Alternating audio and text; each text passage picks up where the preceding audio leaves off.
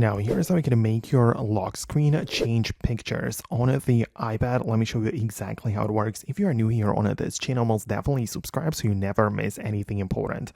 So what you're going to do is to get to the lock screen of your iPad by swiping down, which is of course the notification center as well, but hold down on it to get into the editing mode.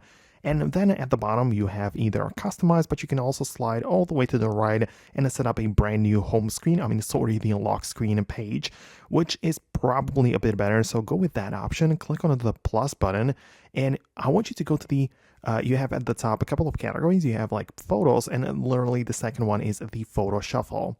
Right, so if you want your pictures to change, automatically pick the photos shuffle like that, and you can either choose photos manually, so you select like 6 photos which are constantly going to be changing, or you can also pick an album, right? So you, for example, want to pick the nature photos if you have such album. Whatever, it depends on you and your specific preferences, but you can easily go with that and pick as many photos as you want, and those will be like circulated on your lock screen. So this works, right?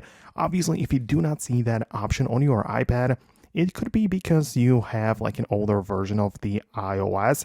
The iPad OS, of course, so you can get inside of your settings and check out the general and software updates. So this might actually help you out a bit more because you'll be able to get the latest features, which I'm showing you in this video. So let me know in the comments below if you managed to find it. In case of any further questions, let me know about those below. It's possible I'll make an updated video about it. So thanks a lot for watching, and I'll see you later in the next tutorials as well.